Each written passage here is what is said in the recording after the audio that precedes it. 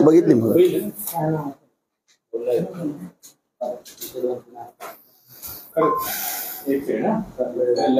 कोणाला काय विचारायचं विचारा.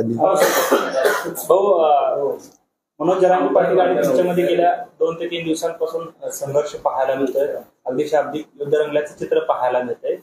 नक्की आपली भूमिका काय आहे? मनोज जरांगे पाटलांना आपलं आवाहन काय असणार आहे? माझी तमाम हात जोडून आणखीन ही नम्रतेची विनंती आहे की संपूर्ण मराठा समाजाचा जो आरक्षणाचा मुद्दा आहे तो मुद्दा घेऊनच ही चळवळ चालली पाहिजे आणि संपूर्ण गरजवंत मराठ्याला या ठिकाणी न्याय मिळाला पाहिजे. परंतु दुर्दैवानं तसं होताना दिसत नाही की आतापर्यंतच्या ज्या चळवळी पाहिल्या आम्ही त्यामध्ये जवळून काम केलं, परंतु ही जी मराठा आरक्षणाच्या बाबतीमधली जी चळवळ आहे ती वेगळ्या दिशेनं भरकटल्याची दिसते. त्याचं ज्वलंत उदाहरण आपण सगळेजण संपूर्ण महाराष्ट्रातील माझा तमाम मराठा बांधव या ठिकाणी पाहतोय आणि सर्वसामान्य जनता पण पाहते.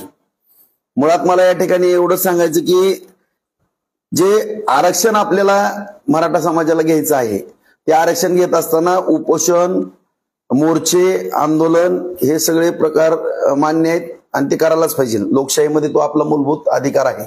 काय पदरात पडले आणखीन काय पदरात पडून घेण्यासाठी करणं गरजेचंच आहे. परंतु यामध्ये काही डॉक्टर बाबासाहेब आंबेडकरांनी जे काही संविधान दिलेलं आहे, घटनात्मक जे विषय आहेत त्या बाबतीमध्ये सुद्धा चर्चेची दारं खुल्ली असणं गरजेचं आहे, माझं प्रामाणिक मत आहे. कारण ज्या छत्रपती शिवरायांचं आपण सगळेजण नाव घेतो त्या छत्रपती शिवरायांच्या मंत्रिमंडळात सुद्धा 8 प्रधान मंडळ म्हणजे अष्टप्रधान मंडळ होतं आणि हे कुणालाच विचारायला तयार नाहीत मासे. मी एकटंच आणि कुणी काय विचारायला गेलं तर सहज आमच्या बार्शी तालुक्यामध्ये आम्हाला पवार साहेबांची सभा झाली. त्या सभेनंतर सोपल साहेबांच्या घरी पवार साहेब गेले आणि त्या दिवशीपासून रोहित पवारांचं माझं काही क्रॉसिंग झालं आणि त्या दिवसापासून खऱ्या अर्थानं मनोज दादा जरांगे पाटील मला बोलू लागले. मग नेमका आम्ही अर्थ काय समजायचा? तुम्ही मराठा आरक्षणाची लढाई लढता का नेमकं महाविकास आघाडीची लढाई लढता? आम्ही काय चूक केली? आम्ही जर कुठली मराठा समाजाच्या बाबतीमध्ये काय चूक केली असेल, आम्ही आंदोलन केलं नसेल, योगदान दिलं नसेल, तुमच्या मोर्चासाठी जरी योगदान दिलं नसेल, तुम्हाला भेटलो नसेल, मराठा समाजाच्या मुलांवरती झालेल्या केसेसच्या बाबतीमध्ये आम्ही मुख्यमंत्र्यांवरती, फडणवीसांवरती, दादांवरती दबाव आणला नसेल, शिवाय तुमच्यावरती SIT सुद्धा महागार घ्या ह्याच्यासाठी सुद्धा मी भांडणारा एकमेव आमदार या ठिकाणी असेल महाराष्ट्रातला आणि त्याचा खुलासा तुम्हीच मी उपोषण सोडवायला आल्यानंतर दिला, म्हणजे तुम्हीच खुलासा केलेला त्याचा. मग मला एवढंच या ठिकाणी म्हणायचं की नेमकं माझ्याकडनं काय चुकलं की तुम्ही थडा मला पण बोलायला लागले का? तर मी काय प्रश्न केले म्हणून किंवा माझ्या तालुक्यातल्या मराठा समाजातल्या बांधवांना काय तुमचा संशय आला, त्याचे प्रश्न विचारले, तेवढंच उत्तर द्या ना तुम्ही. काय 11 प्रश्न विचारलेत, आज त्याचं आंदोलन झाले, असं आम्हाला वाटतंय. त्यांनी मला निरोप द्या, आम्हाला बोलवून घ्यायचं किंवा सगळ्याच कार्यकर्त्याला बोलवून घेऊन असा विषय, तुमचा गैरसमज संपला विषय. तुम्ही बघतो, ठेवतो, दारातच येतो, ताईला सांगा, आईला सांगा, वडिलाला सांगा, दारातच मी सभा घेतो, एवढा अहंकार कधीच असू नये, कोणालाही असू नये. रावणाची लंका सुद्धा राहिलेली नाही, दुर्योधनाचं सुद्धा काय झालेलं आहे सगळ्या संपूर्ण विश्वाला माहित आहे. त्यामुळे एवढा अहंकार असणं अत्यंत दुर्दैवी आहे. आणि या ठिकाणी ज्याही कुठल्याही व्यक्तीनं ह्यांना काही प्रश्न विचारले किंवा काही विचारायला गेलं, एकतरी एकेरीची भाषा बघतो, ठेवतो, पाडतो, दाखवतो. अरे काय तुम्ही मुख्यमंत्र्याला शिव्या देता, सगळ्या आमदाराला शिव्या, सगळ्याच जनतेला शिव्या, कोणाला पण शिव्या, रिटायर जजला शिव्या देता. कशामुळे काय नेमकं तुम्हाला मुळात मराठा आरक्षणाची चळवळ अखंडपणाने कडपर्यंत न्यायची का काय तर ह्याच्यातनं वेगळं साध्य करायचं, हा सुद्धा विषय या ठिकाणी संपूर्ण मराठा समाजाला समजणं गरजेचं आहे. आज मी सगळ्या मीडियाच्या माध्यमातून मी सांगू इच्छितो बांधवांना, मी कुठलंही खोटं बोलणार नाही त्या दिवशी, पण काही गोष्टी त्या दिवशी मी सांगितल्यात, डबल वेळ खाणार नाही मी सगळ्यांचा. परंतु या ठिकाणी कुणी जरी आवाज उठवला तर आता मी बघतोय 3 दिवस झाले, मला सुद्धा ह्यांनी सेटिंग अशी फिट करून ठेवलेली आहे, सगळा IT सेल किंवा सोशल मीडिया ह्यांचा ऑपरेट केला जातो तो रोहित पवारांकडनं केला जातो. आणि प्रामुख्यानं परभणी, बीड, जालना हिंगोली या टापूमध्ये जास्त मीडिया आणि जालनामध्ये ह्याचं केंद्रबिंदू आहे असं आम्ही पण शोधून काढलेलं आहे. कारण आम्हाला पण काही माहिती पूर्ण मिळणारी त्या ठिकाणची माणसं या ठिकाणी मला भेटून गेले आणि त्या ठिकाणी सोशल मीडियावरती कमेंट टाकायच्या, तुमच्याच आंदोलनाला फार रिस्पॉन्स मिळतो असं दाखवायचं. सगळं रोहित पवार याचं मेंटेन त्या ठिकाणी केलं जातंय. परत जर कोणी बोललं ह्यांचं काय यांना प्रश्न विचारला लगेच फोन चालू करायचे त्या व्यक्तीला, कुणी पण असू द्या, सर्वसामान्य असू द्या. माझ्या अगोदरच्यांना बराच अनुभव आला. फोन करायचा, अरे तुरे बोलायचं, कुठंतरी शिवीगाळी करायचं. ही तुम्ही माझ्या पत्रकार बांधवाला मी दाखवतो. मी आता 2 फोन उचलले, मी माझ्या स्टाईलनं उत्तर दिलं. परत मला काही जाणकारांनी सल्ला दिला की भाऊ तुम्ही काय फोन वगैरे उचलू नका, परंतु हे बंद करा. आमच्याजवळ पण मराठा बांधव आहेत, गरजवंत मराठा माझे पण लहानपणापासूनचे सहकारी आहेत. आम्ही असंख्य मंडळी आहेत. तुम्ही जर असे फोन करून शिव्यागाळी करायला लागले तर जशा तसं प्रत्युत्तर दिलं जाईल. इतकं काय सोपं समजू नका तुम्ही, असं कुणाला हलक्यात घेऊ नका. फक्त माझी एवढी नम्रतेची विनंती की जी मराठा चळवळ आहे त्या चळवळीला गालबोट कोणी लावू देऊ नका. कारण मी आज एक मराठा आमदार म्हणून या ठिकाणी मी आपल्या सगळ्याच संपूर्ण राज्यातील मराठा समाज बांधवांना गरजवंताला मी सांगू इच्छितो, मी सुद्धा मागणी केलेली आहे की जी नौटंकी चाललेली आहे, जे समाजाच्या नावावरती कुणीतरी राजकीय पोळी भाजून घेण्याचा प्रयत्न करतंय, हे दुधाचं दूध आणि पाण्याचं पाणीच मी पण करतो. मी पण काही इतका कच्चा खिलाडी नाही. मी कालच प्रेस घेतलेली आहे, त्यामध्ये सांगितलेलं आहे की मी विधानसभा अध्यक्ष नार्वेकर साहेबांना पत्र लिहिलेलं आहे. त्यामध्ये नेमकं ओबीसीतून आरक्षण द्यायचं का नाही किंवा ओबीसीतनं मराठा समाजानं आरक्षण घ्यायचं का कुणी नाही, या बाबतीमध्ये जी पण पक्ष असतील किंवा जे आमदार असतील त्यांनी विशेष विधानसभेचं अधिवेशन बोलून त्यामध्ये आपापली भूमिका स्पष्ट करावी आणि राज्याला आपला खरा चेहरा त्या ठिकाणी दाखवावा. मग 1 ते 288 पर्यंत नंबरिंग प्रमाणे त्या ठिकाणी सगळ्यांना सांगावं. आणि मी सगळ्याच पक्षाला पत्र बुधवारी जाणार आहे मुंबईला, त्या ठिकाणी सगळ्याच पक्षांच्या ऑफिसमध्ये जाऊन स्वतः किंवा माझे काही सहकारी त्यांच्या मार्फत पत्र देणार, त्याच्या पोच घेणार आणि दिनांक 23/9/2024 पासून बार्शी येथील शिवसृष्टी छत्रपती शिवरायांच्या पुतळ्यासमोर माझं स्वतःचं सकाळी 10 ते 5 रोज हे आंदोलन त्या ठिकाणी असणार आहे. जोपर्यंत सगळे पक्ष माननीय अध्यक्ष साहेब विधानसभेचे अध्यक्ष यांना पत्र देत नाहीत, विशेष अधिवेशन बोलून या ठिकाणी सगळ्याच पक्षाची ओबीसीतून आरक्षण द्यायचं का नाही ह्याची भूमिका स्पष्ट करत नाहीत, तोपर्यंत मी रोज त्या ठिकाणी सकाळी 10 ते 5 वाजेपर्यंत एक मराठा कार्यकर्ता, मराठा चळवळीतला कार्यकर्ता म्हणून त्या ठिकाणी मी रोजच्या रोज त्या ठिकाणी ठिय्या आंदोलन या ठिकाणी करणार आहे. अशा पद्धतीची माझी या ठिकाणी भूमिका आहे.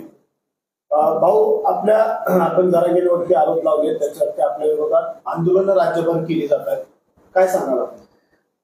आज माझी सगळ्या तमाम महाराष्ट्रातील मराठा बंधू भगिनींना नम्रतेची विनंती आहे. मीही पहिल्यापासून चळवळीतला कार्यकर्ता आहे. आपण सगळ्यांनी जर तपासलं, शोधलं तर नेमकं आपल्या मराठा समाजाचा आरक्षणचा जो मुद्दा आहे तो कुठल्या दिशेने चाललेला आहे ह्याची सगळ्यांनी खातरजमा करावी अशी माझी नम्रतेची विनंती आहे. कारण मी स्वतःच आता म्हणतो ना, मी आमदार लोकप्रतिनिधी या ठिकाणी झालेला आहे, तुमच्या आशीर्वादानं झालेला आहे सगळ्या समाजांच्या, आणि समाजाच्या वतीनं मी स्वतः आता छत्रपती शिवरायांच्या पुतळ्यासमोर ठिय्या आंदोलनाला बसणार आहे. सगळ्याच पक्षांनी ओबीसीतनं आरक्षण द्यायचं का नाही या मागणी करता सगळ्या पक्षांनी अध्यक्षांना मी जसं पत्र दिलंय, आज ईमेलवर पाठवलंय, मी बुधवारी स्वतः जाऊन देणार आहे. आणि सगळ्यांनीच पक्षांनी त्या ठिकाणी भूमिका मांडावी, सगळ्या आमदारांनी सगळ्यांनी दुधाचं दूध आणि पाण्याचं पाणी, मग तर खरं खोटाचा फैसला होणार आहे. आता आंदोलन करायला तर मी मग सांगितलं की निवळ पेड सगळं चाललंय. रोहित पवारांच्या माध्यमातून जर चाललं असेल, आता जरांगे दादांची सभा असेल तर अगोदर 2 दिवस रोहित दादा पुढे असतात किंवा त्यांची टीम असती, सगळी यंत्रणा लावली जाते आणि त्या दृष्टिकोनातनं चाललेलं आहे. ना आंदोलन करायला काय, आता कशावर आंदोलन होत नाहीत सांगा की, जी महाविकास आघाडीचे आंदोलन कशावर झाले नाहीत, कुठल्याही गोष्टीला चांगल्या पद्धतीनं त्या ठिकाणी मागणी करा. मग असं करा ना तुम्ही, सगळ्या जे पक्ष आहेत ना, सगळ्या पक्षाच्या दारात आता सगळ्याच मराठ्यांनी आंदोलन करायला पाहिजे की तुम्ही विशेष अधिवेशन या ठिकाणी बोलवा. आणि या ठिकाणी माझ्या सगळ्या गरजवंत मराठ्यांना, माझ्या तमाम मराठा समाज बांधवांना नम्रतेची विनंती आहे. जो विषय काढला होता की कुठल्या लेकराच्या काही आईच्या डोळ्यात पाणी आलं कुणाचं, तो वाद कुठले मला माहित नाही, त्याची मी आता सगळीच माहिती घ्यायला लावली त्याची. परंतु काय नौटंकीन, काय एवढं, काय मला आश्चर्य वाटायला लागलं, किती ह्यांना माया येते. अहो, पण ज्या आंदोलनामध्ये मराठा समाज बांधवांनी आंदोलन केली त्या ठिकाणी काही आपले तरुण त्या ह्याच्यामध्ये दगावले, त्यावेळेस सुद्धा तुम्ही JCBतनं फुलं टाकून घेण्याचा आनंद मनसोक्त घेताय. हे कसलं तुमचं बेगडी प्रेम आहे. आणि आज काय म्हणले ते कालच्या सभेमध्ये की तिथं जाऊन आम्ही दाखवतो ह्यांच्या घरातल्या लेकरांच्या पण डोळ्यात पाणी आणतो. म्हणजे आमच्या लेकरांच्या डोळ्यात पाणी आणायचं म्हणजे काय करणार तुम्ही? आम्हाला गोळ्या घालणार आहेत का? कुठे थांबू सांगा. या तुम्ही रिव्हॉल्वर घेऊन कुठं गोळ्या बिळ्या घालायच्या गाळा. काय आमचं जर एखादा शहीद व्हायचं असेल तर होईल, आम्हाला काय त्याचा फरक पडत नाही. परंतु सगळ्याला बघतो ठेवतो ही कुठली भाषा आहे? माझी या ठिकाणी महाराष्ट्र सरकारला, केंद्र सरकारला नम्रतेची विनंती आहे. डॉक्टर बाबासाहेब आंबेडकरांच्या संविधानाप्रमाणे चालणारा देश आहे, राज्य आहे. या ठिकाणी असं जर कोण दादागिरीने काय करत असाल प्रश्न विचारल्यामुळं, तर या बाबतीमध्ये गांभीर्याने सरकारने यामध्ये दखल घ्यावी अशी माझी सरकारला सुद्धा हात जोडून विनंती आहे. आणि सगळ्या तमाम मराठा बंधू भगिनींना सगळ्यांना नम्रतेची विनंती आहे.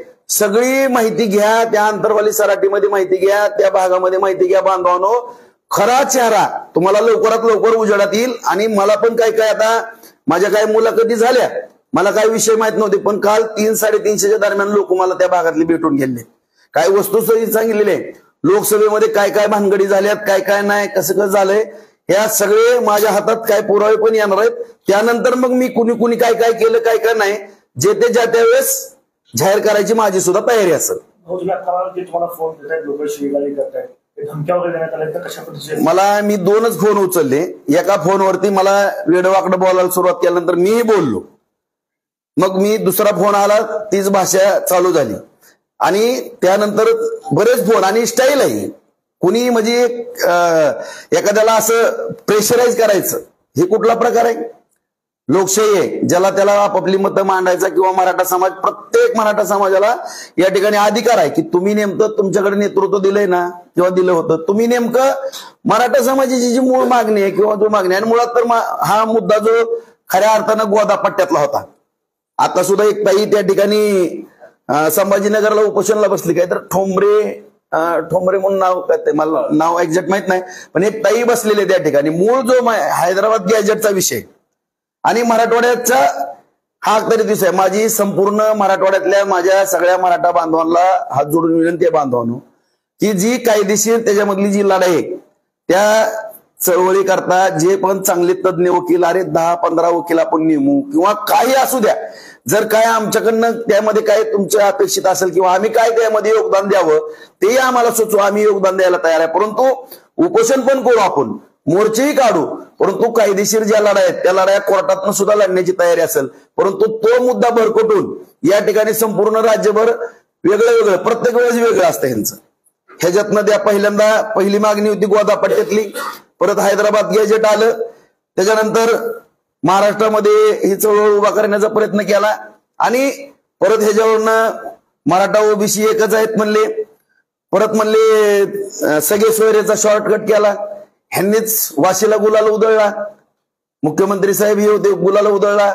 आणि ह्या सगळ्या झाल्यानंतर सगळा मराठा समाज समाधानी झाला, आरक्षण मिळालं. मग तुम्हीच नेतृत्व करता, तुमचीच माणसं आहेत, तुम्हीच ड्राफ्ट तयार करता, तुम्हीच लिखापड्या करून घेता आणि नेमकं तुम्हीच परत म्हणता माझं समाधान झालं आणि परत उपोषण करता. नेमकं मग हे मिटून द्यायचं का नाही? मी त्या दिवशी शपथपूर्व जे सांगितलं की मी सुद्धा त्यांना विनंती केली होती दादांना, की दादा आपण ह्याच्यामध्ये चांगल्या वकिलाची फौज त्या ठिकाणी देऊ, जे काय असेल ते आम्हाला त्यातलं आम्हाला काय खारीचा वाटा म्हणून आमच्यावर जबाबदारी टाका.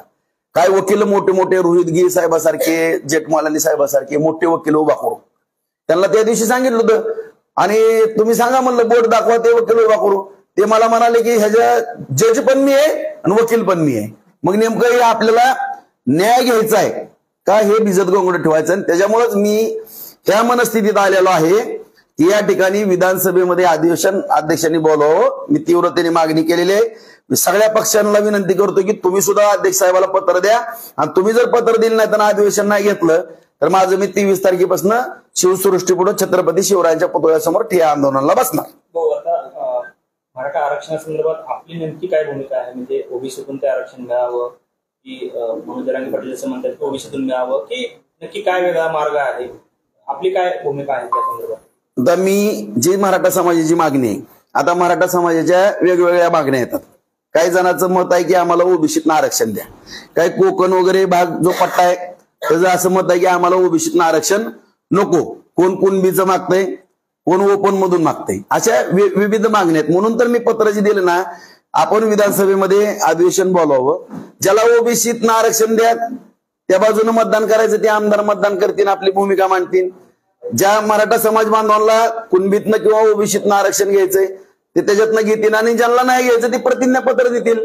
मला काय कुणबीतनं ओबीसीतनं नको, तशा पद्धतीचा एक कायदा करावा सरकारनं. ही तीन वेळेस प्रत्येक वेळेस आता कुणबीचे दाखले सापडले त्याच्याबद्दल वेगळंच मत, सगळे सोयरेचा GR काढला त्याच्याबद्दल वेगळंच मत, हैदराबाद गॅजेटचा त्याच्याबद्दल वेगळं मत. मग नेमकंच माझा जो समाज आहे मराठा समाज बांधव त्याला म्हणजे नेमकं भूमिकाच कळायला तयार नाही. आणि ह्यांना पण मी विनंती केली की तुम्ही तुमचे काहीतरी शिष्टमंडळ नेमा, चर्चा करा, कुणावरच विश्वास नाही. मग आता माननीय मुख्यमंत्री साहेबांनी रोज येऊन बसायचं का कोणाबरोबर, ते संविधानिक पद आहे, मी काय त्यांची बाजू घेत नाही CM साहेबांची, परंतु आपलं पण शिष्टमंडळ किंवा आपल्या एका वकिलाची 10-15 फौज त्या ठिकाणी कायदेशीर कुठल्या बाजूने आपल्याला न्याय मिळेल हा खऱ्या अर्थाने हा प्रश्न सोडवायचा का आपल्याला पेंडिंग ठेवायचा आहे.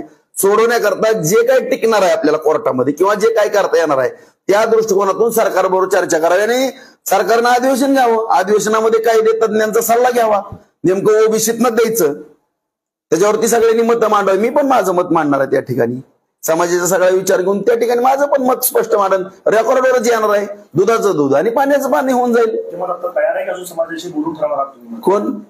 नाही, मी तर मागणी केली ओबीसीतनं आरक्षण देण्याच्या बाबतीमध्ये विधानसभेनं सेपरेट अधिवेशन बोलवावं.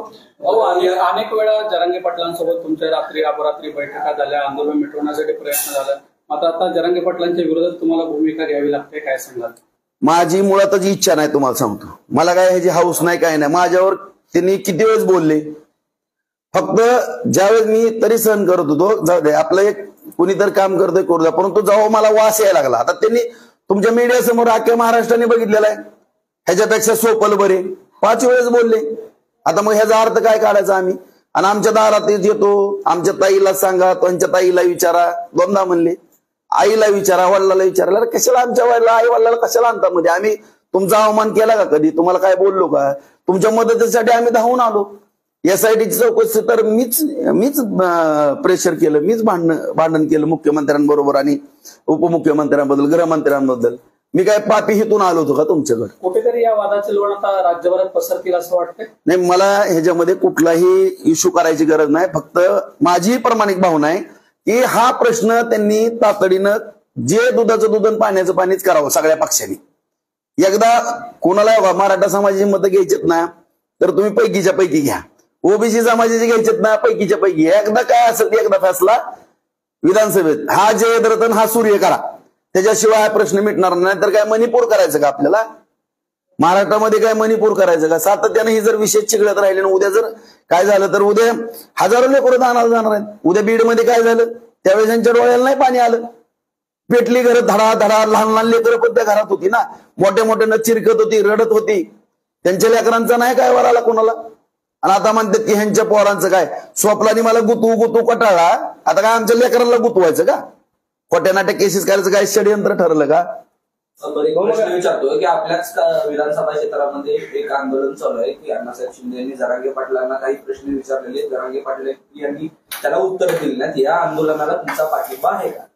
मुळातच सगळेच मराठा समाजाचे कार्यकर्ते आणि मुळात मी तर मला म्हणलं ना, जरांगे दादाच्या उपोषणाला किंवा प्रत्येक ठिकाणी त्या ठिकाणी मराठा कार्यकर्ता म्हणून मी सुद्धा त्याच्यामध्ये सहभाग नोंदवलेला किंवा गाड्या गोड्या आम्ही सगळ्यांनीच खारीचा वाटा उचललेला. कुठल्या आंदोलनात आम्ही नाही, त्यामुळे सगळ्याचा अधिकार आहे ना. तुम्हाला मी क्लिअर सांगतो, मी आता लोकप्रतिनिधी आहे, माझ्या कुटुंबाचा नाही, मी सार्वजनिक मालमत्ता आहे माझी. तशी मनोजदादा जरांगे पाटील हे स्वतःचे नाहीत, आता स्वतःपुरता त्यांनी विचार नाही करायचा. कोणी मी हे कोरपाना करून चालणार नाही, सार्वजनिक मालमत्ता आहे. सार्वजनिक जीवनामध्ये आल्यानंतर प्रत्येकाचं समाधान करणं हे तुमचं कर्तव्य आणि ते करा. आणि ते मराठा समाजाची भूमिका आहे बार्शीतल्या. तुम्ही बाबा काय नेमकं आम्हाला आणि द्या ना उत्तर, काय अडचण नाही. तुमचा त्या आंदोलनाला पाठिंबा आहे का? अरे साहजिकच, मी प्रत्येक मराठा समाजाच्या लहान का वयापासून मी सगळेच पाठिंबे दिले, जे मराठा समाजाचं आंदोलन असेल त्याला. त्यांनी पत्रकारांशी बोलताना असं म्हटले की कोकणातले जे मराठा बांधव आहेत त्यांना कुणबी आरक्षण, ओबीसीतून आरक्षण होतं, याला तुमचा पाठिंबा? 100% आणि माझी सुद्धा कुणबीची नोंद आहे बार्शी नगरपालिकेत. 1870 ते 1930 सालामध्ये माझे लक्ष्मण भैरू राऊत माझे पंजोबा त्यांची आता बार्शी नगरपालिकेच्या ह्याच्यामध्ये कुणबी म्हणून त्या ठिकाणी नोंद आहे. त्याचं मी पत्र वगैरे दिलेलं, त्याची कागदपत्र मागवतोय. माझा राऊत परिवार पूर्ण कुणबीमध्ये आलेला आहे. आणि मुळातच आम्ही कोकणातले, आम्हाला जी ड्युटी दिली होती छत्रपती शिवरायांच्या कालखंडामध्ये, फक्त निजामशाही आणि आदिलशाहीच्या बॉर्डरवर आमचं इथं सैनिक करता सैनिक म्हणून आम्ही आलो होतो. आणि महाराजांच्या कृपेनं आज आमचं इथं 4 जमिनी वगैरे महाराजांनी दिला. आणि त्यांच्या जी काय महाराजांची पुण्य होती त्याच्यावरती आमचा हा परिवार या ठिकाणी लढत होता. आणि आता सुद्धा आम्ही पूर्ण मराठवाड्यातल्या सगळ्या माझ्या मराठा बांधवांचं किंवा जनतेचं स्वागत करण्याकरता मराठवाड्याचं पश्चिम द्वार म्हणून प्रवेशद्वार म्हणून बार्शीला पाहिलं जातं. आम्ही सगळ्या मराठवाड्यातल्या सगळ्या लोकांची सेवा करण्याकरता कटिबद्ध आहे. तुम्ही मनोज जरांगे पाटील यांना भेटलात त्यावेळेस तुम्ही असा संवाद सांगलात की काही न्यायालयीन जी बाजू असेल किंवा कोर्टात टिकण्यासाठी तुम्ही काही वकील देण्याची, कोणत्या वकिलांची तुम्ही त्याला? मी रोहितगी साहेबांचं सांगितलं, राम जेठमलांचे चिरंजीव त्यांचं नाव सांगितलं. आणखीनही तुम्हाला जे आवडल, जे बोर्ड दाखवेल दादा ते वकील आपण देऊ म्हणला. तुम्ही पण म्हणा, मी पण त्याच्यामध्ये इतका तज्ज्ञ नाही, म्हणजे मी स्वतः कबूल करतो. ह्याच्यामध्ये आपल्याला जे काही सुप्रीम कोर्ट हायकोर्टामध्ये जी काही तज्ज्ञ मंडळी उद्या कोर्ट मॅटर होणार आहेत. आपण पण पाहतोय की प्रत्येक गोष्टीवर कोर्ट मॅटर होते. त्याच्यामुळे ते टिकणं तर गरजेचं आहे ना. त्याकरता एवढ्या मोठ्या विधी तज्ज्ञांची आपल्याला गरज आहे. हो, खरं तर एक विषय असा आहे की बार्शीमधल्या एका तरुणाला मारहाण झाल्याचा आरोप जरांगे पाटलांनी केला आणि त्या संदर्भात एसपींना म्हटलं की तुम्ही गुन्हा दाखल करा आणि त्यांचा रोग जो आहे तो तुमच्याकडे आहे आणि ज्यांनी कुणी मारलं त्यांच्या मुलांच्या डोळ्यात देखील पाणी, अशा पद्धतीचा इशारा जरांगे पाटलांनी दिला. काय उत्तर? आता मी मग सांगितलं की बहुतेक माझं घर बीर पेटवायच्या तयारीत आहेत काय की जरांगे पाटलांनी काय तसा कट वगैरे केलाय. मला आता संशय लागलाय, म्हणजे आमचं घर पेटून आमच्या लेकरा बाळांच्या डोळ्यात पाणी आणायचं काय प्लॅनिंग वगैरे आहे का? तसं विचार करावा लागेल. मला सुद्धा शासनाला प्रश्न विचारावा लागेल. असं जर काय एवढा नक्षलवाद जर उपाळणार असेल बार्शी किंवा राज्यामध्ये, अवघड आहे. मग तक्रार वगैरे आपण करणार त्या संदर्भात शासनाने? नाही, मी आता आपल्या माध्यमातून आता ह्याच्यापेक्षा मोठी तक्रार काय असू शकते? प्रोटेक्शन वगैरे मागणार का, किंवा जे बीडमध्ये घडलं त्याप्रमाणे इथं घडण्याची? शेवटी सरकारची जबाबदारी आहे प्रत्येक नागरिकाचं संरक्षण करावं. त्यांनी विचार करावा काय करायचं आणि काय नाही. ते हे कार्यकर्ता नक्की कोण आहे? ते असं म्हणतात की मराठा समाजाचं हे कार्यकर्ता आहे. नाही, ती मी माहिती घेतो. मला पण माहिती नाही, त्यांना पण माहिती नाही. ते सुद्धा काय म्हणले की मला पण माहिती नाही, मी माहिती घेतो. मी पण खरंच माहिती घेतो. ही नेमकं काय प्रकार आहे ती मला पण लक्षात आलं नाही. आणि आता तिथली काही गावातली कुठल्या लोक आहे ती काय ती विचारून जरा माहिती घेतो ही नेमका काय प्रकार आहे. तुम्हाला कुठेतरी बदनाम करायचा प्रयत्न काय, असा बेजोड आरोप करून? कारण ते सांगतात की माहिती नाही, मात्र अप्रत्यक्ष तुमच्याकडे रोख आहे. आता हे कसं आहे, आमची सोपल स्टाईल चालू झाली असं मला दिसतंय. कारण मला सुद्धा किती वेळेस गुंतवलं तुम्हाला माहित आहे, किती गुन्ह्यामध्ये गुंतवलं. नशीब भगवंताची कृपा म्हणून मी त्या गुन्ह्यातनं एक एक एक एक एक एक एक सुटलो. सही सलामत मी आज जीवन जगतोय. तसं बहुतेक काय कटकार असताना ही सगळी साखळी आहे ना, ही साखळी मला काहीतर विचित्र दिसायला लागली. याला राजकीय फार मोठा वास येऊ लागलेला आहे मला. असण्याची शक्यता आहे यामागे? आता आमची काय की सोशल मीडिया रोहित पवार सांभाळत आहेत, तसं हे षडयंत्र? ज्या दिवशी पवार साहेबांची सभा झाली, रोहित पवारचं माझं तू मी झालं, त्या दिवशीपासून या बार्शीमध्ये हा गोंधळ सुरू झाला आहे. मला पूर्ण त्यांच्याकडे सूय आहे रोहित पवारांकडे. हे जे कटकारस्थान नाही ना, की शेवटी कसं आहे, त्यांना कुठला आवडत नाही म्हणलं की समाजाला मध्ये घेण्याचं काहीतरी कटकारस्थान दिसायला लागलं असं मला वास यायला लागला. कारण सोपलची भाषा तीच, सोपलच्या कार्यकर्त्यांची तीच, ह्यांची पण तीच, सगळी साखळी एकत्र दिसायला लागली मला. तुम्ही जी भूमिका घेतली आता, जे मनोज जरांगे पाटील तुमच्याबद्दल बोलले, त्याच्यानंतर तुम्ही जी भूमिका घेतली त्याच्यानंतर तालुक्यामधील मराठा समाजाचं मत काय आलं? काही लोक तुम्हाला येऊन भेटले का, जे तालुक्यामधले मराठा समाजाची जी व्यक्ती आहे, जी नेतृत्व करतायत, किंवा अशी कोण लोक आली का की भाऊ तुम्ही जी भूमिका घेताय ती आम्हाला आवडली नाही, किंवा तुम्ही जी भूमिका घेतली ती आम्हाला आवडली, अशा लोकांचं काय तुमच्या प्रतिक्रिया? मुळातच माझा जन्मच मराठा चळवळीतनं झालेला आहे, त्यामुळे मी मराठा समाजाच्याच बाजूने भूमिका घेणार आहे किंवा मराठा समाजाच्या हिताचे निर्णय मी पहिल्यापासून घेतलेले आहेत. 17,000 दाखले देणं, एससीबीसी दाखले त्यावेळेस दिले, मराठा वधूवर परिचय मेळा, सामूहिक विवाह किंवा आता सुद्धा दाखले देणं, कुणबीच्या नोंदी 18,000 शोधणं. ज्यावेळेस मागासवर्गीय आयोग आला होता महाराष्ट्रात 22,000 अर्ज बार्शी तालुक्यातनं सोलापूरला मागासवर्गीय आयोगासमोर होणं, सगळ्या बार्शीतल्या प्रत्येक मोर्चा, सगळं सोलापूरचा मोर्चा, प्रत्येक ह्याच्यात मी क्रियाशील माणूस आहे मराठा समाजाच्या चळवळीत. मी कधी मराठा समाजाची चळवळ सोडून कुठं गेलोय ना, आणखीन तर कुठं जाणार आहे. हो, खरं तर सगळेश्वराचं जो आरक्षणाची मागणी आहे जी जरांगे पाटलांनी केलेली आहे, त्याला तुमचा व्यक्तिगत पाठिंबा आहे किंवा कसं काय? त्यांनी माझी आणखीन विनंती आपल्या माध्यमातून, दादानी आणखीन ही एक ड्राफ्ट तयार करावा. नेमकं त्यांना शेवटचं एकदा काय म्हणायचंय, त्याचे 10-5 वकील तज्ज्ञ त्या शासनाबरोबर एकदा सह्याद्री अतिथी घरावर रोज बैठका घ्याव्या. नेमकं हायकोर्टात सुप्रीम कोर्टात टिकणारा जो मुद्दा आहे ना, तो शासनाच्या मनगुटीवर बसून मंजूर करून घ्यावा. त्याच्याकरता त्यांच्या बरोबर कुठं जरी काय काम करायची तयारी असेल तर आम्हाला काय अडचण नाही. बस बोकारा असा विषय आहे की तुम्ही आता भाजपमध्ये अधिकृत नाही आहात असं एकंदरीत, म्हणजे आपण अपक्ष आहात आमदार म्हणून. तर भाजपचा या सगळे सोऱ्याच्या एकंदरीत भूमिकेला पाठिंबा आहे का? शिंदे ज्यावेळेस निर्णय घेतील तेव्हा घेतील, कारण त्यांनी शब्द दिला होता की आम्ही सगळे सोऱ्याचा कायदा करू, मात्र अद्याप मिळालेला नाही. पण व्यक्तिगत तुम्ही किंवा भाजपचा या सगळे सोऱ्याच्या मागणीला पाठिंबा आहे का, काय वाटतं? मुळातच मुख्यमंत्री हे राज्याचे प्रमुख असतात. त्यांनी निर्णय घेतला म्हणल्यानंतर जे काही सत्ताधारी असतात त्या सगळ्यालाच मान्य असतं किंवा संपूर्ण सभागृहाला तो मान्यच करावा लागतो. ते राज्याचे प्रमुख असतात. आणि सगळे सोयरेचा जो निर्णय माननीय मुख्यमंत्री साहेबांनी घेतलेला ना, आपल्या सगळ्यालाच माहित आहे की 7.5 लाखाच्या पुढे हरकती आलेल्या आहेत. आपणच कायदेशीर बाजू जर तपासली तर त्याच्यावरती सुनावण्या किंवा हिअरिंग होणं गरजेचं आहे. डायरेक्ट जर आपण कुठला जर एका कायद्यात रूपांतर केलं एखाद्या अधिसूचनेचं तर उद्या कोर्टात टिकल का? शेवटी आपला देश हा घटनेवरती चालतो. त्यामुळे त्याच्यावरती एवढे मोठे अर्ज आल्यामुळं, आणि मला एक प्रश्न विचारायचा आहे, एवढे 1-1 कोटीच्या सभा झाल्या आणि ज्या वेळेस त्या सगळे सोयरेच्या अधिसूचनेवरती हरकती आल्या त्यावेळेस त्याच्या बाजूने सुद्धा 1 कोटीची सभा होत असताना 1 लाख सुद्धा सपोर्टेड हरकती का घेण्यात आल्या नाहीत? तसं का आवाहन केलं नाही कोणी? त्यांनी नेतृत्व त्यांच्याकडे होतं. 7.5 लाख आल्या तर कमीत कमी 50 लाख 1 कोटी, आता 6 कोटी समाज आहे तेच म्हणतात. तुम्ही आव्हान केलं तर सगळ्यांनी अर्ज दिले असते. तिथं सगळे सोयरीच्या अधिसूचना तातडीनं तुम्ही करा, ते पण केलेलं नाही.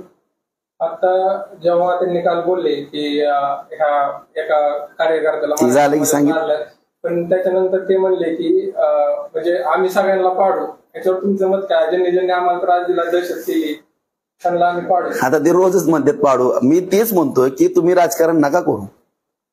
तुम्ही पाडू ही तुमची भाषा नाही. तुम्ही आरक्षणाचं सांगा. तुम्ही आरक्षणाच्या बाबतीत आम्हाला आमच्या कानाला धरायला आम्हाला ओढत नाही कुठं न्यायचं, ते आम्ही तुमच्या बरोबर यायला तयार आहे. तर ह्याला पाडू त्याला पाडू, कोण पण निवडून येणार पडणार, 2 पायाची वावडी राजकारण आहे, त्याला काय असतं? खरं तर छगन भुजबळ हे सत्तेतले मंत्री आहेत, तर ते अजितदादा असतील किंवा फडणवीस सोडून एकनाथ शिंदेना सातत्याने टार्गेट करताना पाहायला मिळत आहे. नक्की काय यामागे राजकारण नाही? ते आपल्याला त्या राजकारणातल्या काय भानगडी नाहीत. मला फक्त आरक्षणाचा मुद्दा महत्वाचा वाटतो. मला माझ्या महाराष्ट्राची काळजी आहे, मराठा बांधवांची काळजी आहे. ह्याच्यापेक्षा मला काय आत्ताच्या तर घडीला काय दिसत नाही. मला राजकारणामधलं खोल जायचं नाही. विषय आहे की हाकेंनी काही दिवसांपूर्वी आरोप केला की याच्यामागे शरद पवार आहेत जरांगेंच्या मागे. त्यानंतर त्यांचे सहकारी जे दुसरे सहकारी आहेत ते म्हणतात की याच्या मागे एकनाथ शिंदे आहेत, तुम्ही म्हणताय रोहित पवार आहेत. नक्की काय ह्यातलं? मला मी चळवळीत काम करणार कार्यकर्ता आहे. मला जी जाणवलं ना, आपली सगळ्याच्या माध्यमातून तुम्ही पाहिलं, पवार साहेब अगोदर होतं का काय? मी जाऊन आलो, जाणं येणं चालू तर सगळं काहीच नव्हतं. पण इथं सभा आणि इथून ते सोपल साहेबाच्या बंगल्यात गेले आणि त्या रोहित पवारांचं माझं लागलं. तिथनं ती जास्त मला बोलायला लागली. मलाच लक्षात येईना की नेमकं माझं काय चुकलंय. ती म्हणजे मीच आश्चर्यचकित व्हायला लागलो की मी SIT महाग घ्या म्हणून, गुन्हे दाखल करा म्हणून, महाग घ्या म्हणून मी सगळंच करतोय. सगळ्या चळवळीत मी पाहिलं, पण मग काय आम्ही चळवळ सगळ्यांनी काही योगदान दिलं नाही का? जुन्या जाणत्या माणसांनी सगळ्यांनी दिलंय. खारीचा वाटा त्यांचं मोठं असेल, आमचं कमी असेल. अरे पण आम्ही प्रामाणिकपणानं झटतोय ना. आम्ही कुठं ह्या प्रक्रियेत आम्ही बाहेर गेलोच नाही. आणि तुम्ही असं जर सगळ्यालाच हे करायला लागले, मला उद्या केलं, ह्याला केलं, त्याला केलं, सगळीजणच नाराज होणार. सार्वजनिक चळवळ नका असं करू तुम्ही. तुमचं 1 महिन्याभरापूर्वीचं एक स्टेटमेंट होतं की ओबीसी वादामुळे सरकारची पुढची झाली म्हणून जरांगेंपुढे. बरोबर आहे ना, बरोबर. हेच म्हणतो ना मी की प्रत्येक पक्ष सोयीप्रमाणे ह्याला घ्यायला लागलाय. त्याच्यामुळे जे विधानसभेचं पवित्र मंदिर आहे ना, तिथंच या आणि तिथंच आता 1 नंबरचा कोण आमदार आहे त्यांनी सांगायचं मला काय करायचं ते. असंच वळीनं 288 पर्यंत सांगा. मग सगळेच पक्ष पण उघडे पडतात. आमदार राजकारण करण्यापेक्षा तिथंच ते आपल्या मंदिरामध्ये तुम्ही स्पष्ट सांगा. अख्या राज्याला कळण सगळंच कुणाची भूमिका काय आहे ती. छगन भुजबळांनी खरं तर या सगळे सोयऱ्याच्या कायद्याला तीव्र विरोध केला. एल्गार मोर्चे काढले मोठमोठे सगळ्या राज्यभरामध्ये. तर आता जसं आपण म्हणतोय की अधिवेशन घ्यावं, तर भुजबळांना आपलं काय आव्हान असेल या एल्गार महोत्सव किंवा सगळे सोयरे सगळ्यांनी त्या कोर्टात उभं राहावं आता. म्हणजे जे न्याय मंदिर आहे विधानसभेचं त्या ठिकाणी त्यांनी आपल्या आणि त्यावेळेस मग कुठल्या समाजाच्या भावना काय होणार आहेत किंवा काय नाहीत हे सगळं राजकारण करण्यापेक्षा स्पष्ट भूमिका त्या ठिकाणी मांडावी. आणि दुसरा मुद्दा आणखीन पण मी विनंती करतो की सरकारनं सुद्धा ह्या सगळ्या बाबी सगळ्या तपासून सगळे कायदे प्रचंड कायदे तज्ज्ञ सरकार म्हणजे सरकार असते सगळे म्हणून कुठेही मराठा समाजाची आता फसवणूक होणार नाही या दृष्टिकोनातून भूमिका घ्यावी. चालेल.